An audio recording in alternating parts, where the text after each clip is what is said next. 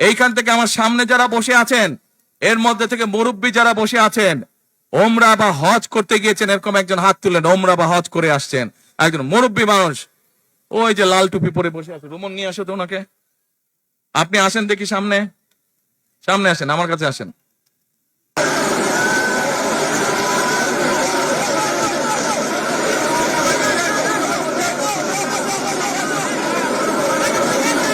চশমা খুলছে, চশমা খুলছে।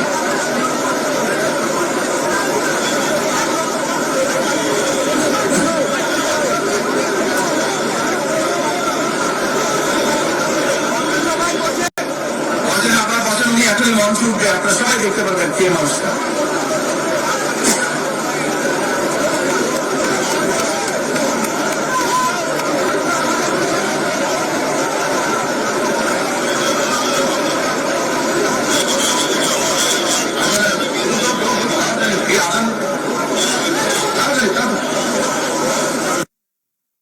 আসসালামু আলাইকুম, কি নাম আপনার? এটিএম হেলাল।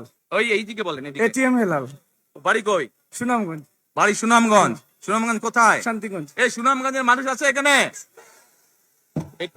এই লোক আপনাদের মানুষ? আচ্ছা, এখন বলেন, কবে গেছিলেন আপনি? হজ না উমরায় গেছিলেন?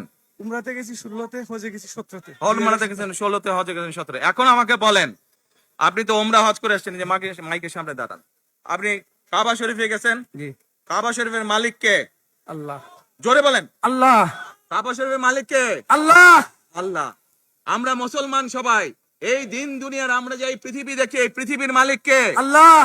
এই সূর্য নক্ষত্র যা দেখি, তার মালিক কে? আল্লাহ।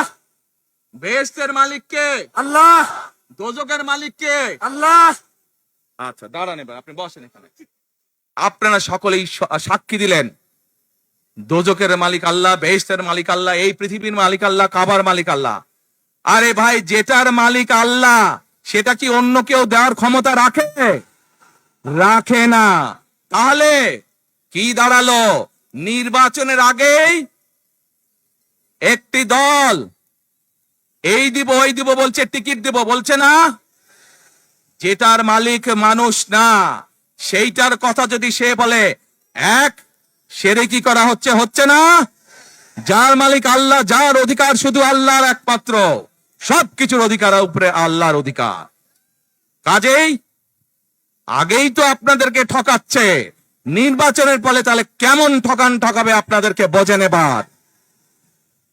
শুধু ঠকাচ্ছেই না মানুষকে, যারা মুসলমান তাদেরকে শিরকি করাচ্ছে তারা, নাউজুবিল্লাহ। এইখান